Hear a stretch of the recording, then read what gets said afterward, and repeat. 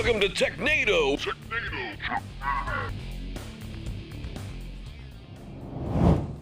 Welcome to episode 300 of Technado. We've been talking about it for weeks, and we finally made it. I'm your host, Sophie Goodwin, and I'm so excited to have you guys join us. And of course, sitting next to me here, as always, is Mr. Don Pizzette. Don, how are you? I am doing great. Excited for today's episode. We got a lot of really cool stuff planned. Normally, I say I'm excited about the news. I mean, we do have some news, but we have a lot of other fun activities to go with our 300th episode.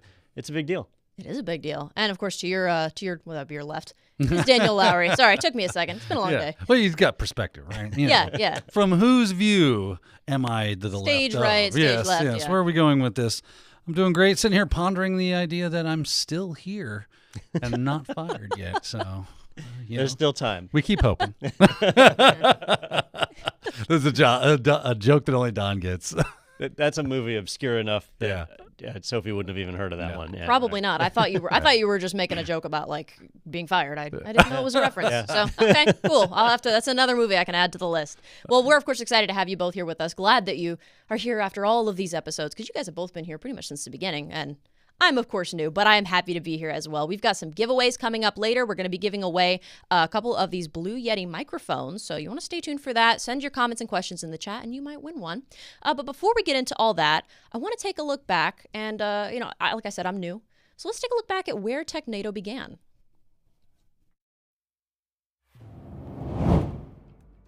The origin story of Technado is a little bit weird because it wasn't like one day I just said, we should have a podcast.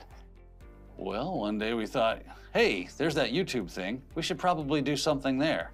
And we like technology, so we could probably do that. And so the Technado was born. It actually came as a result of several other decisions. I co-founded a company called ITPro TV with Tim Broom. And in the early days, Tim and I were trying to figure out a lot of things. We didn't know lighting, we didn't know cameras, we didn't know video production. We knew IT, right? And so IT was what we did really well. Everything else we did pretty poorly. And so we stumbled around. We bought a lot of different cameras and a lot of different microphones before we finally got things right. And when we moved into a new building, we brought in a studio engineer who said all the stuff we have is wrong. And so we bought all new equipment. And so one day I was walking around the building and I saw all these extra cameras, extra microphones. And I said, what are we gonna do with this? You know, we could probably build a pretty sweet podcast studio. And so from there, we started thinking, all right, well, what's a podcast we could create that would actually be meaningful? And so that's where we took my office, where I am right here, and we started putting just old cameras, old microphones, everything that we had purchased before, threw it in here and got set up to do a podcast. And from there, I said, all right, well, what's a podcast I wish I had? And so I said, here's an area we can make a change. We know IT. It's what we do. We have fun talking about it. It's our hobby, right? So when the cameras are all turned off, we're usually just standing around talking about something that happened at Microsoft or Apple anyway, so why not come in here and film it? And that's what started Technado. They chose. They have they choose. They Choose. They choose rated. They have shows. Choose a five. All right. Well, we're gonna learn English today on the podcast. Chewed? So they choosed. Yeah. And it's got a picture of a train on it. Daniel and Don feel free to kind of interject their own life experiences into it. They'll interject their own sense of humor into it, and they both have that kind of dry sense of humor, which makes it fun because sometimes you don't know if they're joking or not. So it just makes it really fun it's like a puzzle while you're in there. I watch you sleep, Daniel. It's like, oh, is that who was in my room last night? Not with teams, gotcha. though. That's with me. That's just Or binoculars. the Foscam Yeah. that I set up in your... Here, Daniel, here's a Foscam to hack. One of the things I like is it's just ever growing. You know, it could change in a few months, but at the heart of it, it's still the same core foundation that Technado was in episode 1. All right. Good morning, good afternoon, and good evening, everybody, and welcome to the ITPro TV podcast. I'm your host, Don Pizzette. Well, what makes Technado unique is probably the personalities on it. We are a little bit of an odd group of people, right? Myself is probably chief of those odd people. Don is this weird, straight, yet very funny individual. We got Sophia. She's running the thing. She's the new kid on the block. She's learning stuff, so it's kind of fun to watch her take her first steps into technology and work with these two yahoos. Find me in the Yahoo Fantasy Football chat. Yeah. That's Sponsored by Yoohoo. And that's really our goal is we're trying to share information with the people that are out there We can't do that if we're using incredibly complex tech jargon and going into boring diagrams or whatever. We're just trying to have fun and talk about the stuff that we're passionate about. So I think having each person with a different background is what really sets this show apart. I do like to watch Daniel breathe. It's just fun. There it is. Yeah, ASMR for all of you out there enjoying that. Did you know that sign language was my foreign language in high school? Was it really? Was it? And yeah, so if you want me to do Is it this a on foreign meeting- language? It's American Sign Language. Well, it counted as my foreign language. Yeah. Right. Amongst many other things that are great about Technado, I think that's one of its shining qualities is the ability to sift through and weed through, all the reports, all the articles, and at the end of the day, bring home 5 or 6 of them that are really going to be beneficial to the community and possibly change people's maybe view or outlook on something, or maybe assist in their organizations. Yeah. Wouldn't it be crazy if it was just a wicked exaggerated? Like, It's really, really cool working with Don. He was the first person I filmed anything with when I first came on at this company a couple years ago. Do you suffer from moderate to severe plaque psoriasis? If so, you may be entitled to financial compensation. That's right. I'm constantly surprised that we have an audience because we jump in and we have a lot of fun with Technado. We don't use scripts. We usually just pick 5 or 6 articles to talk about, and then we just come in here and we talk about them, and that's it. And in the early days, we had no idea if anybody was really watching. It was just my commitment. I said, we're going to do this for at least a year. We're going to film every week. We're going to generate some content and get it out there and just see how it does. And so you'll hear us joke in episodes about how it's just our moms watching or whatever. Like, all 8 of our viewers really approved this episode. And so I got an email from one of our listeners or viewers or whatever they do. And Check your email. I do. And, There's your first mistake. And it was right in between the Nigerian prince and some insurance I scams. make sure to. My shock I there was- read all those. My shock was we had viewers. But yeah, okay, you check your email, great. But then I'll go and look at our YouTube metrics and see where 10,000 people watched an episode, and I'm just constantly surprised by that we reach so many people that they're actually watching it. And that's just viewers, right? We have listeners, people that just listen to the audio tracks. I don't even know those numbers, but there's a lot of people that do that as well. So I really appreciate that because it lets me know that I'm not the only one who thinks that just having average people talking about technology is a useful thing, that they can benefit from it. Listen, we know this works, man. Shut your mouth. That's what I'm using. Yeah. So It's worked since 1997. Right. And it'll If it continue to ain't work. broke, son, it is broken, sir. Shut up. It's not broke, but it's been hacked 100 times. What's wrong with you? Did you tell it's a bad podcast already? That's what it'd be funny to say that to them. Probably not appropriate.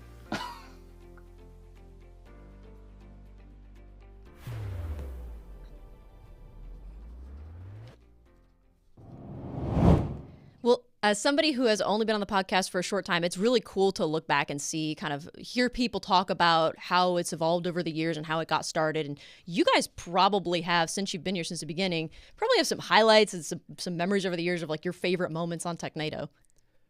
We've certainly had some interesting ones. What's Technado? Yeah. when I did say probably. when Who are you? throw it out there like a favorite moment, How did I get here? we've had plenty of times where Daniel didn't know what was going on. That's true. Those are always favorite true. moments. We call those Technado days. Boy, like a standout favorite moment. I have moments that I don't think we can talk about. Great. Mine probably is an article. It was the article with the eBay people that were like harassing some people. like mailing live spiders and Yeah, stuff like that. yeah. It was crazy. It was. Oh, you haven't heard that one? Crazy. I don't think so. Yeah. So, I'll see how much I can remember. There was this couple that they got burned by eBay somehow. Right. And so they started a website that was chronicling all the bad things that eBay does.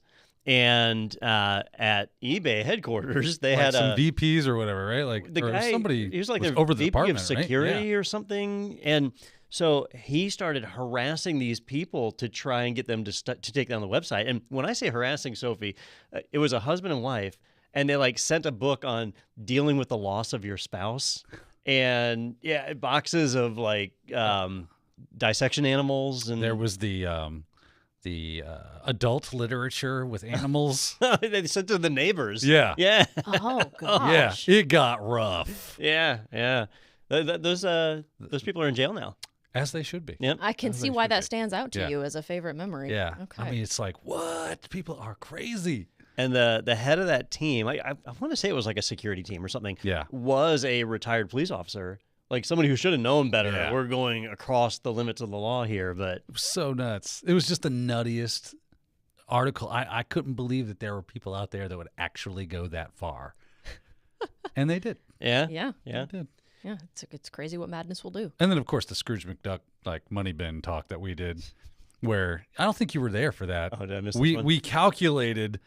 Well, first we started off with like discussing how much money does Scrooge have, and we're like, well, I mean, it's a building. Well, I guess not all the floors are actual money, but and then Justin, he looked up the dimensions of a 15-foot swimming pool, and then how much volume it would hold, and then how much liquid gold could be put in there. And then he figured out that just a 15-foot above ground swimming pool would be like enough. It's more money than the global GDP. So Scrooge McDuck is like infinitely wealthy. You know, at Technado, we cover the hard hitting we issues. do. We really do. And people want to know. Yeah, but that was fun. I do remember hearing you tell me about, like, you telling me about that conversation that you had. That I remember. The eBay thing was new. Yeah. But Scrooge McDuck, that's in the lore bank. Yeah. I do remember hearing about that. You know, we have a segment, the tinfoil hat segment, or the don't make no sense segment, where we cover weird tech news, and those are almost always my favorite. The people burning the 5G towers. That was crazy. That was pretty crazy stuff. Yeah. Or the ones that were selling the USB keys that would protect you from 5G cancer or whatever. Yeah, and it was for like $300. It's just Wow. a USB key. It was like a generic Chinese USB thumb drive. And they were that saying had it would protect you from 5G? 8 megs on it or whatever. Yeah. Like that was their selling point? Yes. For, It had Oh. software on it that you plugged into your computer, and then that would protect you from 5G. Well, that sounds legitimate. Just this last weekend, I saw one. Do you guys know about audiophiles? The world of audiophiles? Oh, I know what you mean. Yes. These are people They who like tube amps Oh, yes, and yes. stuff like okay. that. Yeah. PH files. Yes. Yes. Okay, yeah. yes. And I mean, these people are hardcore. I'm not one of them. My hearing is very, very poor. So, Yeah. but you know, they buy special speakers, special amps. They're cabling, like special, expensive cables just to plug things in. I know that one of our ELT members is one of those people. Oh yeah. Yeah. Ooh, no, I'm curious. Well, I saw it was on ours or one of the various Tom's Hardware websites, something like that, and it was a special network adapter for audiophiles. And it was, if you stream audio over the internet, this network adapter will make it less noisy, which is total BS if you understand how streaming works at any level. Like, this is completely dumb. And other people had done tests on, like, you could actually stream audio over coat hangers and get the same quality as these like gold-plated network cables. And so there's a lot of scam stuff out there, but the anti-5G, that's been kind of a recurring theme on our podcast. And it's been good fodder for the show, that's for sure. Yeah. Now, Sophia, you haven't been here long, but what's your favorite so far? Oh gosh, I can't think of an article off the top of my head because most of what we cover it's new, it's stuff for me to learn, and so it's every week I feel like I'm learning all this new stuff, which is great. I would have to say probably the stuff that sticks out in my mind the most so far are the few times where something has been said that I wasn't expecting, and it just sometimes this happens. I don't understand why I'm like this, but it'll just send me into a fit of giggles, and I can't get over. It's like sends you into hysterics. It's like her vascular. Yeah, I have to like lean away from syncope. From the like when you were talking about Gucci Gang a couple weeks ago, and it just it broke your computer real good. Didn't it broke me, and they had to keep the camera off of me for a little bit, and so I could compose myself. I don't know that it's happened to you, Daniel, but it did happen to me when we were talking about that the colon cancer testing company. Do you remember that? I wasn't here. Oh, you weren't here. I wasn't on the show for that. I could not breathe. Yeah. what didn't they? I think Justin said he made a comment like, "What can Brown do for you?" That was, and then that was the end of Don. Yeah, technology is great. Yeah. So, this wouldn't necessarily be a particular episode, but something you viewers out there don't get to see. We have guests on the podcast from time to time, and we used to have guests every single week, and some of them were great, phenomenal. We got to talk to some really interesting people, but sometimes they weren't great. sometimes you'd get that marketing person who just had some memorized spiel or whatever. You could tell they were reading a sheet. Yeah. And those were a little painful, and it's partly why we're really selective on who gets to be a guest these days. You kind of improve the experience. Yeah. But whenever that would happen, as a listener, you would hear, you would know, like, oh, this is not very interesting, and hit that fast forward button. We can't hit the fast forward button here in the studio, but when we're off camera, the faces that like Daniel would make and Justin would make, or Peter, as we were listening, slogging through the interview. Like, how can we edit this interview down to make it not correct painful? me if I'm wrong. This is why we came up with the rapid fire question segment, right? Because it was like, all right, I think we get it. Let's move on to you're still going. And you're still going. Yeah. Okay, this is an important thing for you. Okay, I gotcha. Wow, is that my phone? Speaking of Peter, I noticed Peter Van Rijs was in the chat room right now. What up, PVR? He's just here to win the Yeti mic. Yeah. So. We have a couple. For you, bro. There's a couple. I'm scrolling through. Like, if you have YouTube, we've got LinkedIn. I think maybe even people watching on Facebook. I think we might be streaming on Facebook. And I saw there was a couple of employees that are in there. Chris Ward had said he was waiting for Daniel to say, "This is Technado," and kick a hacker into a pit like on a 300. I really would pay to see I was that. the head. I'm Xerxes. Yeah. I'm Xerxes. Don's the one's kicking people in. Yeah, that's Dononitis. Yeah, Dononitis. That sounds like I need topical ointment. Do you suffer from moderate to severe Dononitis? We've got a couple other people coming in. Looks like Brian Mack. Microsoft demands tribute, but Dononitis refuses. So that credit goes to Brian for that. It looks like we've got somebody saying amazing journey. We have a couple people on LinkedIn too. Lauren had said congrats on 3 episodes. We've got there's like 3 different 3 episodes. there's 3 different chats going. Far. Congrats on 3 300. episodes. The other 297 sucked. Yeah, total garbage. I picked 3 at random and just decided based on that. PVR says I'm just here for the Yeti mic. Me too. I do love his profile pic. It is a nice microphone. Yeah, his profile pic. I don't think I caught his profile picture. He's doing the Uncle Rico. The classic. Is it really? Yeah, the Olin Mills. Is it really like the Olin Mills under the chin? In a while. That's funny. Remember from school? Yeah. They were the people that came and did the professional photos for your yearbook. Oh, okay, now it's it's like DSP or something that comes. Gotcha. Dean Stewart or Don Stewart or something like that. But they would come and take the pictures. But it's not. They don't do the glamour shot thing. It's not 1987 anymore. That is true. But it could be. Yeah, we're bringing it back. Going full circle. We can bring it back. So we've taken a look at some of the things coming in on the chat, and like I said, we'll continue to monitor that as we go on through this episode. But moving on, we've got our first giveaway winner. We're going to be giving away 3 of these, and I wanted to give a shout out to our first giveaway winner. The winner of the first microphone, I don't know if you can see that, there we go. Winner of the first Blue Yeti microphone is Dustin Gray. He's watching on YouTube. Congratulations, Dustin. Thank you so much for joining us for this episode and for watching and listening wherever you are. We'll get in touch with you about this, and congratulations. If you've learned one thing from watching Technado, it's please don't post your personal information in the chat. The team will reach out to you. Don't call us, we'll call you. So now that we've got that, we'll have a couple more giveaways coming up, so stay tuned for that. But we do have an article we're going to talk about today, right? We do, yeah. There was a fun article that really irritated me, so I was like, well, we got to cover this on Technado. I'm going to tee it up. The 5 secrets only cybersecurity pros and hackers know.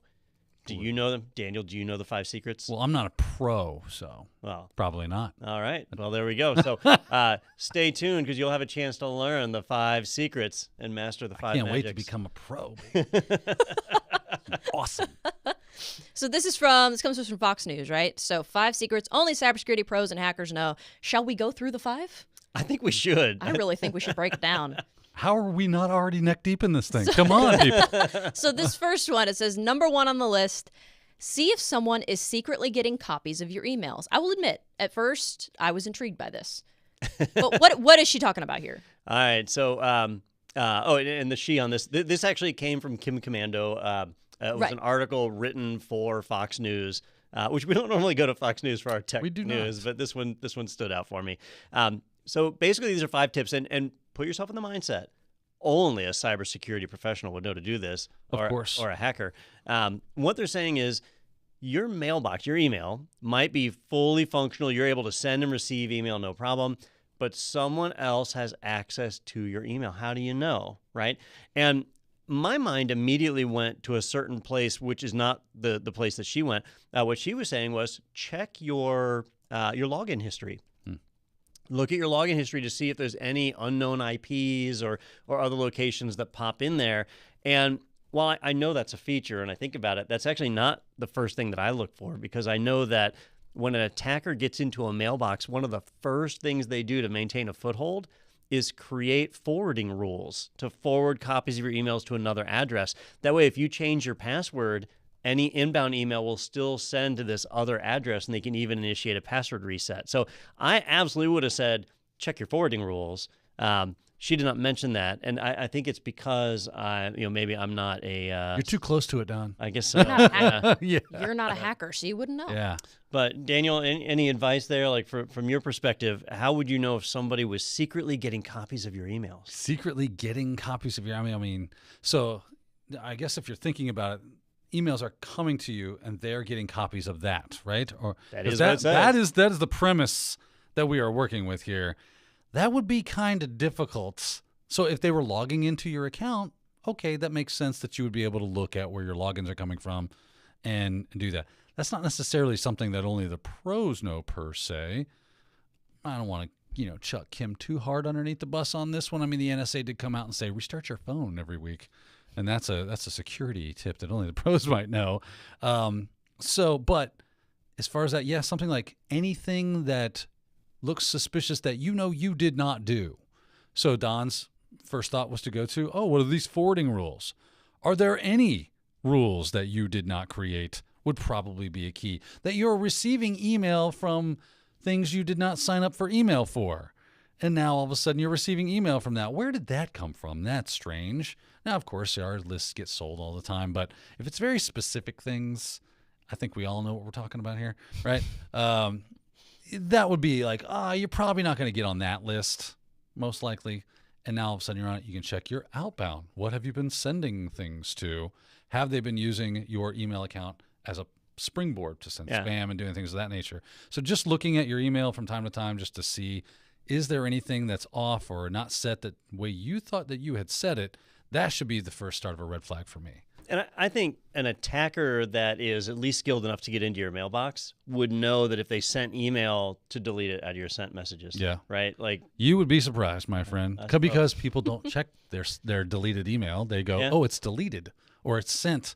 The only time they check their sent messages, and of course, we don't go to sent messages anymore. You go to search, and you search for the thing you are looking for, because how many deleted items do you have in your deleted email?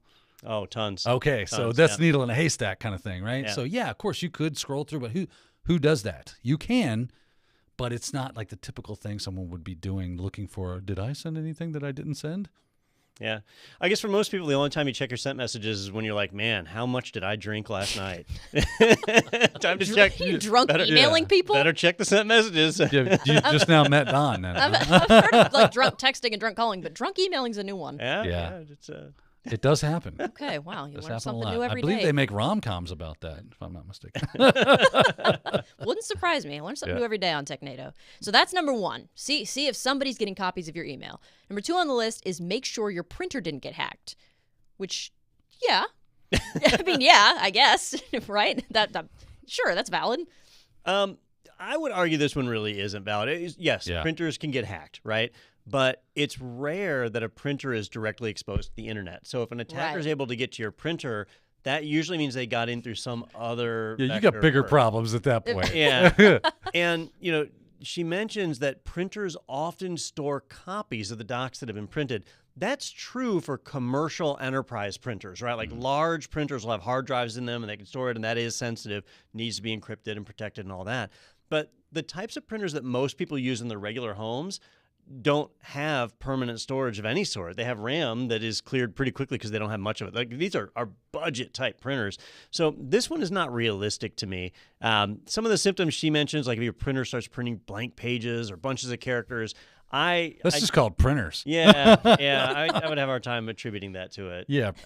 But agreed. Like most printers that you get from big box stores or whatever, they're simple devices that are meant to just print jobs, not save print. All that stuff is done in the operating system and the print drivers and all that.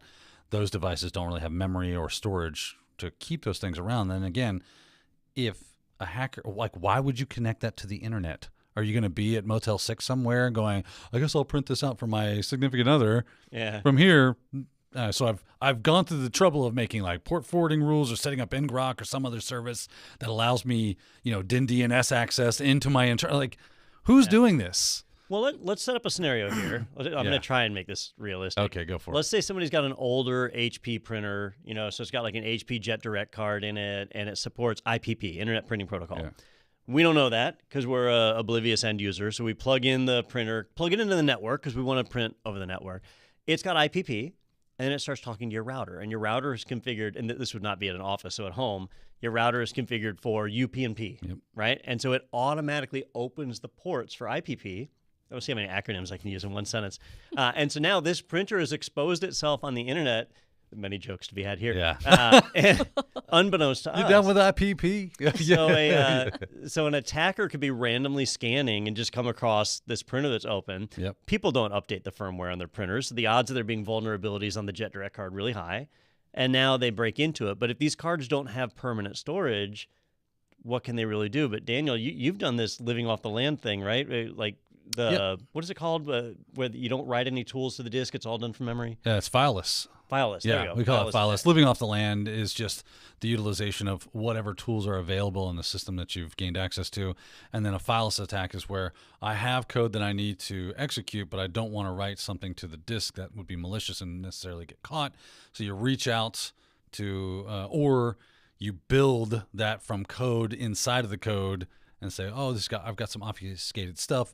Put that together. Well, of course, it has to load all that stuff into memory so they can put those things together and then unobfuscate it, make it coherent. So there's all this weird code that's making that happen. And then it's able to look at that and execute it. So that can get around a lot of like detection agencies of, AV and EDR or whatever. Yep. But I'm wondering how much RAM a home printer, like how much RAM would a Jet Direct HP have? Would it have enough to give you if it prints images, which they all do, right? Yeah. The majority of the time when we print, unless the font is installed on the printer, you're having to render it as an image to send it over. And those can be fairly large. Decent size. Tells you how much time I spend with printers. I'm not saying gigs of memory, but at least like 64 megabytes. Yeah. Okay. Yeah, I would say. Now, it's IoT, right? That's what we're talking about. It's really an IoT device. Yep. Now, her advice is if you suspect your printer has been compromised, you should basically do a factory reset on it, right? Now, I would say that's not going to be effective. If an attacker got into it somehow and you do a factory reset, that doesn't solve any problems, right? Because it's just going to be in the same state that it was before. In my scenario of if IPP is on and it's doing UPnP on the router, it's going to expose itself again. Yeah. And so, the real solution here would be to make sure you're doing your firmware updates on your printer, to make sure you've disabled UPnP on your router, to prevent it from being exposed like that. Right. I don't think a factory reset solves anything here. So it depends on how it got hacked, right? So if it's some sort of worm, then of course it will eventually get hit again. Mm-hmm. If it is a threat actor who is looking for those specific printers, eventually again they would hit. So it's kind of a 1-2. It's a both and.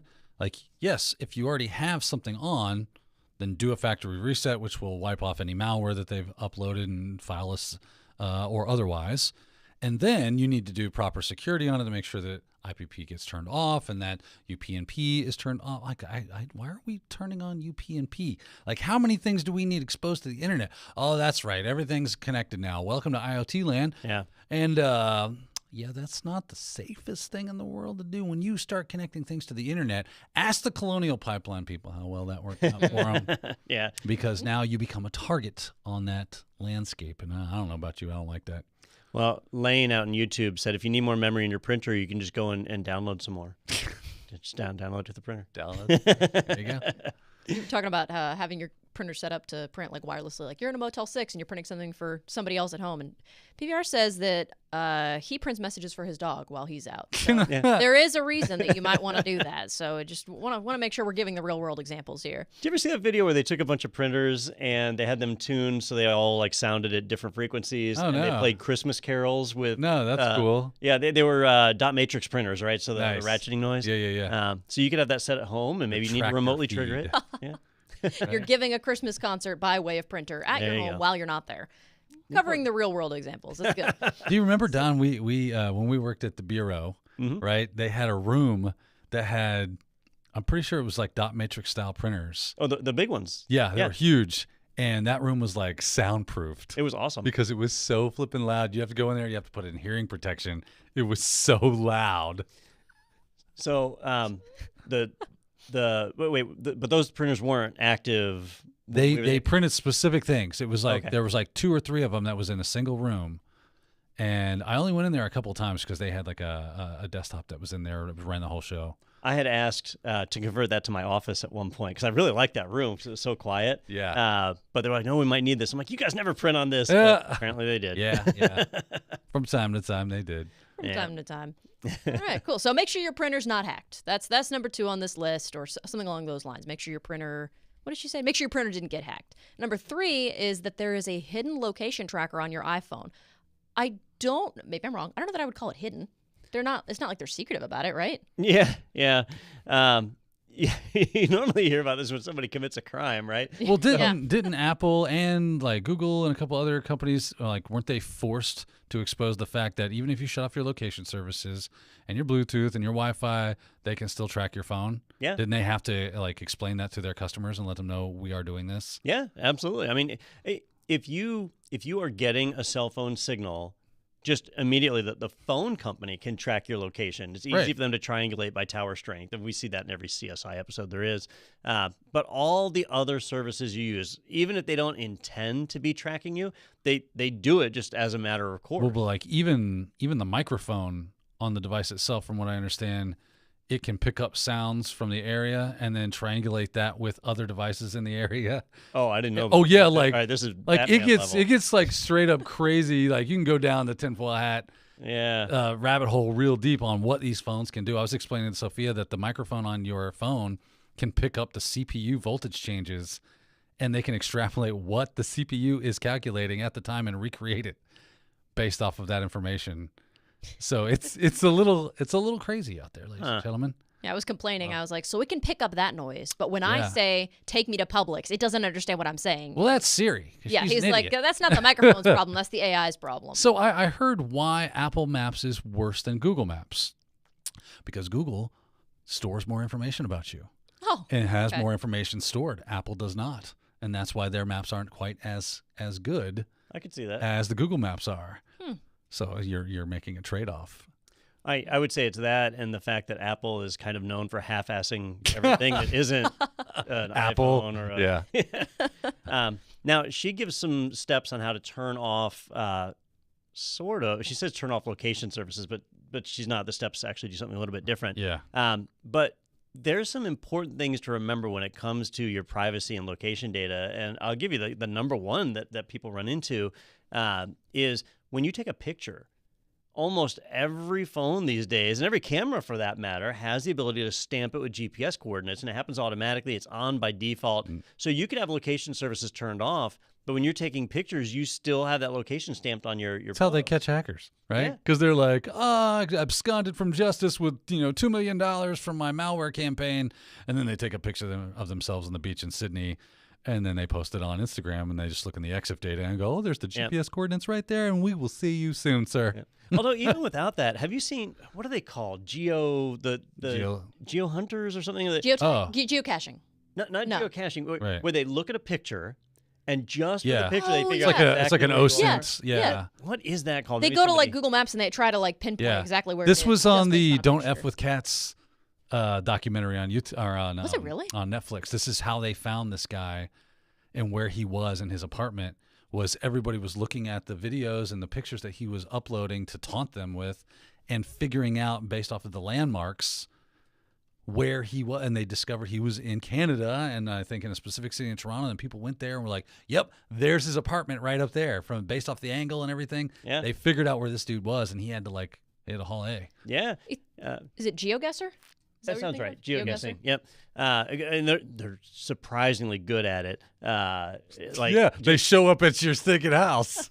And there was a rumor. What's the guy, the masculinity guy, Tate? Andrew Tate? Andrew Tate. Mm-hmm. Yeah. Where they were saying one of the ways they were able to track him down was the pizza boxes he had in his picture. Yeah. And they, so you have a surprising wealth of information in the digital data that you create that would help somebody locate you, regardless of whether your GPS is turned on or not. So this is a much bigger issue than simply turning off, what did she say? Turning off significant locations.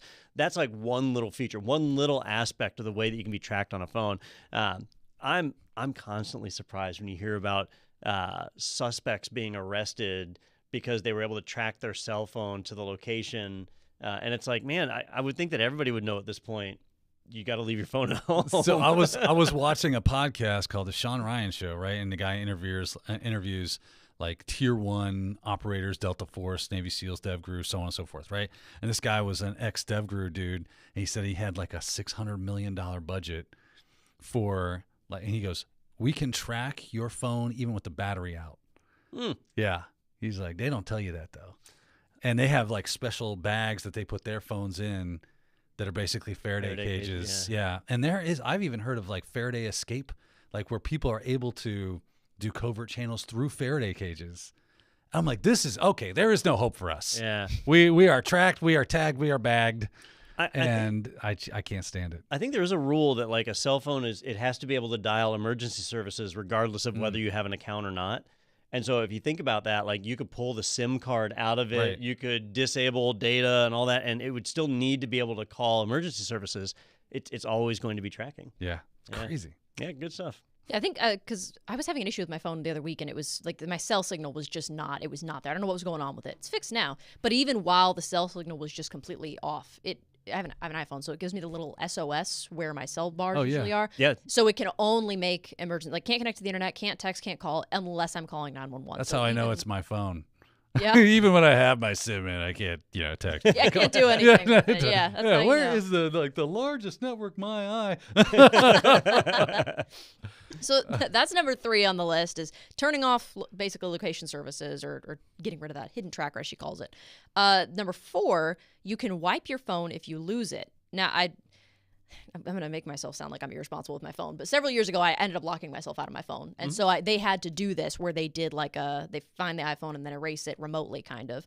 But I guess in this case, it would just be if you lost it or it got stolen and you're like, shoot, I don't want somebody going through my stuff. But then you lose everything, so it's a trade-off, I guess. So this is probably one of the ones that bothered me the most because is this something that only cybersecurity pros know? No. Or only hackers know? I think most people understand that you can remotely wipe your phone. Yeah. How long ago did that happen to you, by the way, Sophia? 6 years ago. So before you came here. Yes. And you knew to go to somebody and they could help you. Yes. There you go. Yeah. So no. I am not a cybersecurity pro and or hacker, and I knew that. So yeah, you're correct. So a business associate of mine lost his cell phone on a roller coaster at an amusement park. And so company data on the phone, lost it on the roller coaster, had no idea who had it, and couldn't find it. And reached out to me, like, what should we do? And I was like, well, it's got company data on it. We need to erase it. And so, I remotely wiped the phone. So if you know it's out there, you can remotely wipe it, and now you know your data's safe. Now, here's where it became a problem. The amusement park found the phone, and he went to claim it. But to claim it, they said, well, you got to punch in a PIN number or something to prove that it's yours. Well, it was remotely erased. So when you turned it on, it was like, it was wiped. Yeah, the welcome screen or whatever. And so we had to get the purchase data to show the serial number and all that. It was a big hassle. But just the confidence of knowing that your data is not out there. And if you have an Android phone or an iPhone that's been made in the last, 6 or 7 years, they back up to the cloud anyway. So you're not really losing anything by remote wiping. You got a much bigger risk if you lose your laptop, because that may not be backed up anywhere and you remote wipe it. Well, you might not even be able to remote wipe that if it doesn't have a cell connection or something of that nature. So, but this one's no secret. I think most people, definitely our listeners, should know you can remote wipe your device. Let's hope. Yeah, fingers crossed. If you didn't, now you know. Yeah. Was that like a prerequisite for watching Technado? You have to know how to do this stuff. Yep. So that's number 4, and the last one on this list, number 5. It just says apps are desperate for you to share the juicy details. For some reason, the way that's phrased reminds me of those ads you see that are like, doctors hate him. He tricks them with one simple thing or whatever. It has that kind of vibe to it. I think this statement might have been true 5 or 10 years ago. But today, Apple and Google have done a really good job of telling you when you install an app, here's all the information they want. And I think everybody understands how malicious Facebook is with like their desire to grab your data. If you install Facebook Messenger on your phone, it wants to take over your SMS. Like, it's just invasive. I feel like this is something people know, and this is not a cybersecurity pro hacker type thing. These companies, if they're giving you a free product, that means they want your data. Right. You are the product. Yeah. Yeah, that's true. And the reasoning here is it says it's like they're eager to get information on your contacts' birthdays and pictures and email addresses, but your friend's information is not yours to give away. That is you need to get the consent to share that stuff. Well, you're not going to find friends' information at these prices ever again. Contact me at Daniel at I'll give it to y'all, man. Cut me a check. Let's go way back in time. LinkedIn. Yeah. Right. So LinkedIn, most of you know LinkedIn now as LinkedIn Learning or LinkedIn as part of Microsoft. And if you're out looking for a job or professional connections, it's like the go-to site for that, right? But a long time ago, it wasn't owned by Microsoft, and it was owned and run by a group of people that were shady, to say the least. And they had a business practice, which was when you signed up for LinkedIn, it would say, hey, connect your mail account, and we'll see if any of your contacts already have LinkedIn accounts, and we'll connect them. And then what it didn't tell you was, if your friends don't have LinkedIn accounts, we're going to reach out to them and tell them their account's been created and they just need to click this link to see it. And so like they were blatantly harvesting your data to grow their user base. It was a super shady practice. LinkedIn was like a really scummy company in the early days. Fast forward to today, a whole different world, right? But now Facebook is the really scummy company. Wow. Yeah, sorry. I think they're all still kind of scummy companies. But yeah, I was about to say, they're not really like going against the grain here, Don. It sounds like business as usual around the old social media sites. Now they have bazillions of dollars and nobody questions them. That's true. Here we are. But I get those bazillions and they're good to go. So, again, Daniel said it the best, which is if you're getting something for free, then you are the product, like your data. So it's something we need to be aware of. Yeah, absolutely. Yeah. I mean, be mindful about what you do and what you're posting and what you put and what you say out there on the internet, because A, the internet never forgets. Trust me, I'm well aware of this. And B, how much are you willing to give over to someone that is making a profit off that? And if you're willing to give that over, that's totally fine. But it's up to you to make that decision, and you need to be informed of that decision before you do it, right? You can't just think, oh, it's cool, it's a free product. It's not free. Yeah. It's free to use, kind of, but you're going to be giving them something in return. Yeah. Yeah. We had somebody in the YouTube chat that mentioned if it's free, you pay for it with your data. Data's the new gold. I think it was Link that said that. So yeah, absolutely.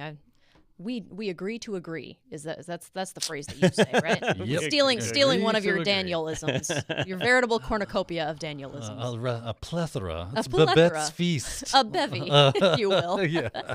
So that's going to wrap up that segment, that article of those 5 things that only cybersecurity pros and hackers know. And now you know them too. So you should feel very informed after that segment. But real quick, I wanted to go ahead and do our second giveaway of the episode. This is going to another one of our viewers from YouTube. The second microphone is going to Blackburn in Tech. So congratulations. Again, don't call us. We'll call you. Don't send your information in the chat. It's generally just not smart. If you do, LinkedIn will reach out and create an account for you, right? We'll have our people call your people. Our people will call your people. Yeah, we'll be in touch. So congratulations, and thank you for watching today. We're happy to have you here with us. So going back to the whole reason that we've got all these decorations and everything up, we've got balloons and streamers and everything. It is episode 300, which is crazy. I mean, I've only been here a short while, but congratulations to you, because that's impressive to keep a podcast going for 300 episodes. Yeah, we were talking about it earlier today. There's plenty of podcasts out there that don't make it past 12 episodes, and consistently doing it week after week is challenging. I do want to get this out front real fast. There are a lot of people involved in the filming of Technado. So each week you all tune in, or maybe you only tune in once, and and then never again. I won't make that mistake twice. But you see us on camera. You see Sophie, myself, Daniel. Maybe we have other guests in. But there's a ton of people behind the camera not literally because it's a robotic camera across the room there, but across the building that are controlling the camera that actually make all this come together. People like Megan and Titus, Caleb, Brad. I mean, it's a big list. Madeline, Ryan, Allison, Kathy. Yeah, we've got the whole building really is involved in some capacity. Melissa. I mean, there's a bunch of people that all work together to put what we've got here and get it on the air. But even with that in mind, all the work that we do wouldn't be anything if it wasn't for you, the viewers, the people that watch us. And we do get feedback from you guys. Some people take the time to jump over to technado.com and throw a comment in there. Some of you, I appreciate this the most, share excellent your mom jokes. Oh, we do love a mama joke. Honestly, that's the highlight of my week when we get those in. That's a true story. And so, you know, it's the viewers and listeners that are out there that really make this happen. And Sophie, we got some submissions for today's show, didn't we? We did. We got some submissions from some of the former guests of Technado and even some of our viewers and listeners out there that are hopefully watching right now, or maybe they'll watch it later, watch the recorded version. But we've got a little compilation of videos from former guests and viewers. So let's go ahead and take a look. My favorite memory of the Technado podcast would have been at ChannelCon in 2019, where I was live in person with Don Pizzette. That was one of the most amazing experiences of my entire life. Just being at ChannelCon for one, with the ITPro gang, and just being able to talk with Don in person that's always a unique experience. So I've been stuck in this booth pretty much the whole conference, so I haven't been able to get out much. I've been listening to the presentations online, just like most of the people out there on the internet, but you've actually been here roaming around. What is the coolest thing you've seen so far here at ChannelCon? Actually, the keynote from Eric O'Neill I thought was really good. He talked a lot about like insider threats, which is something that I'm personally interested in. I thought the way that it was delivered was really good, and there's just a lot of information out there. He was really enjoyable. It was entertaining. So that was kind of like the biggest thing for me that really stuck out, because a lot of the topics he talked about I think kind of relate to directly the path that I'm looking to be in. So that's what I enjoyed. But I really enjoyed that because everybody there just makes you feel at home. And even doing the live Technado episodes where you're, you get called in on Zoom and whatnot, behind the scenes, I think, is probably like my favorite experience of it all, because everybody is just so sociable. They're having fun, they're joking, they're laughing, and they just make you feel at home. And the entire time that you're on the podcast, the entire time that you're talking to the host, they always make you feel at home. They always make you feel comfortable. It's engaging. It's funny. It's edutainment at its finest. And I truly, honestly believe that, from the Technado podcast to all the training that ITPro provides. You guys do a phenomenal job. Congratulations on 300 episodes. That is phenomenal. I'm so excited for you guys. I can't wait to do another video when you guys are at 600 episodes. Keep going strong, and good luck to you. Just wanted to say congrats to the Technado team on getting to 300 episodes. And I'm sorry to hear that you got canceled, but 300 is a great number to get to. And wait, what's that? Oh, they're not canceled. Oh, they're still making it? Oh, apparently they're still making the Technado podcast, which is good. Of course, that is 300 total, which means that's 299 without me as a guest. I guess that's still pretty good, though. Congrats, everybody. Hey, Don. Hey, Dan. Hey, Sophie. Congratulations on 300 episodes of Technado. So I actually found Technado indirectly. My educational background is actually in chemical engineering and material science, but I was listening to some of Don's videos for CompTIA Linux Plus, from which I'm still the proud owner of Kermit.txt. And from there, I looked up some of Don's profiles, and I saw that he's on a podcast called Technado. So from there, I decided to check out Technado, and I found that I really enjoy listening, especially as I'm driving to and from work. Learning about the world of technology and what's going on in the news. I really enjoy learning from you all.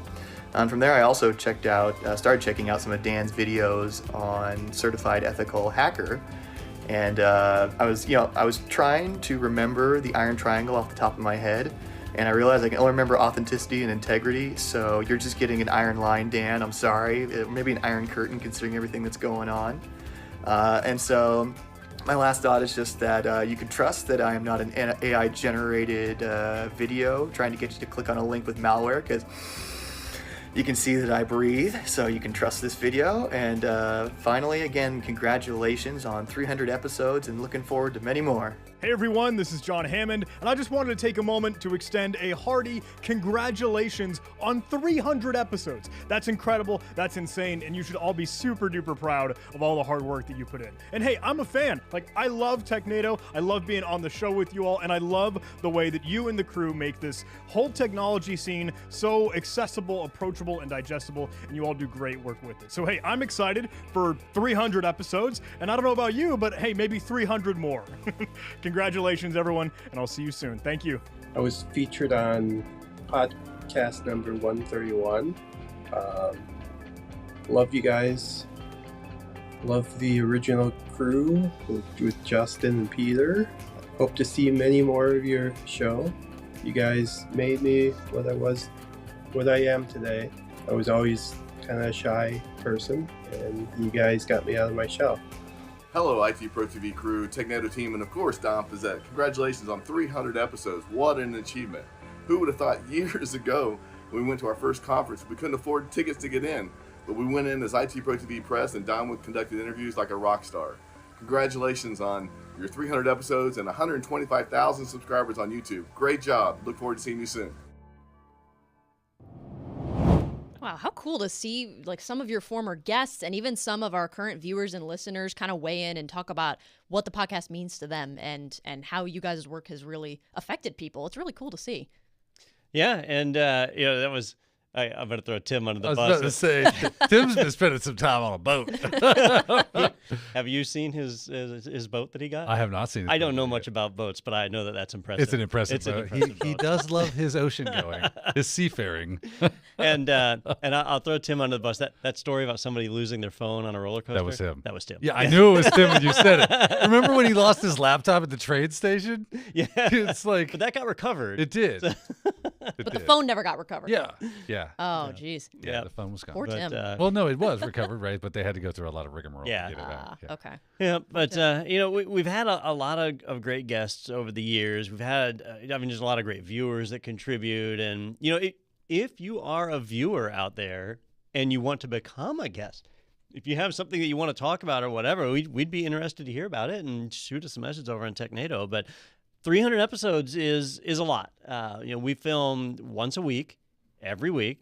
And if we know that it's going to be a holiday week or something, we try and pre-film so that we have something to put out there to everybody. So we try and entertain. We know that you only have so much time in a week. And the fact that you give up some of that time to listen to us is probably the most flattering compliment of all. And so I appreciate that. My fellow hosts here on camera, the work that you guys do.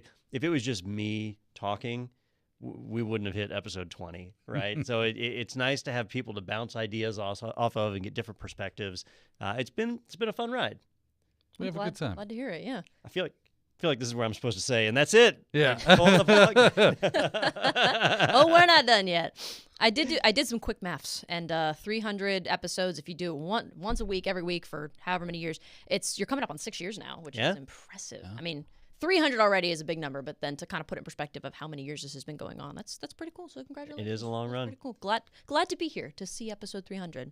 So moving on from the just soft-hearted, just love to hear this touchy-feely. Yes, not that that's not great, but moving on from that, want to do our next giveaway winner. This person's actually, I think, watching right now on YouTube, and they actually submitted a video for us to kind of tell us about how Technado has impacted them. So congratulations, the winner of the third microphone is Brian Mack. Again, we will reach out to you and get in touch with you about getting this in your hands. Congratulations, and thank you so much for joining us for this episode and for watching today. Yep, and Brian... you didn't win just because of all the nice things you said about my Linux Plus training, but certainly helped, right? Yeah. Plus, he's got that cool show, The Secret World of Brian Mack, right? And then... I don't know that one. Yeah. I knew Sophia would get that right. Oh, I love to dip into her culture every now and then. This is what happens. Make when her uncomfortable. That the Linux Plus show. We have a day job. Speak for yourself. You might not believe this. I'm gonna air some dirty laundry here. You might not believe this, but Technado doesn't make us any money. No, I've yet to see a nickel. I don't think we've ever made $1 off of Technado. But the great folks over at ACI Learning are the ones who fund creating this podcast. So it it's not like we're paying out of pocket to do it, which is nice. It just takes our time and some effort. But that company, ACI Learning, that's our day job. We get over there and we create things like that Linux Plus course, and it's a lot of fun. And they do a lot of really interesting stuff, too. In fact, this month, they have been featuring women in tech, a lot of different activities for women that are in the field, working in technology, cybersecurity, training, all the various aspects, and even featuring some people like Miss Sophie Goodwin over here, who's going to be in an upcoming segment. I think we have a preview for that, don't we? Let's get that up on the air. Quite some time now. She's my partner in crime. We get stuff done. We have a good time doing it. Because she is a learner, she is doing a great job of playing the part of the learner and being the advocate and the voice for the person that's watching the content. So I'll be working through a lab or trying to learn something, and I'll be like, Daniel, it's not working. And he'll poke his head up and be like, well, what are you doing wrong? Don't do that again. And I'm like, thanks. And it's very helpful. It's like having a teacher just there all the time. So unless you quit your job, I'm here. getting the answer is just as important to her as knowing what the answer is. That's the right mindset for someone that wants to be in cybersecurity. In my estimation, if she wanted to be somebody, a name, a face in the cybersecurity community, there is no stopping her. She could totally do that. There you go. That is my tell-all memoir. So keep an eye out for that coming out later this month. But as you can see, we have our SNL-style crew going on here. These are some of the people that help to make Technado happen every week, some of the folks in our office. We love and appreciate them just as much as we love and appreciate you guys out there for watching, listening, interacting. And we thank you for tuning in today for our 300th episode. Are we going to do the poppers? I think so. My gosh. Okay, should we count it down? Destroy the microphone. Should we count it down? Let's do it. Okay, all right. 3, 2, 1. Oh, no. Oh, it's a lot of effort. There we go. This was a last-minute decision, but It took man, quite a few twists to get that thing to go off. It's probably a safety mechanism, I would imagine. I didn't know what was coming out of it. Wow, what a way to end the episode. Thank you so much for watching, for tuning in today for our 300th episode. We could not have come this far without you. We've loved sharing the celebration with you, and we'll see you next week for Technado 301. Lame.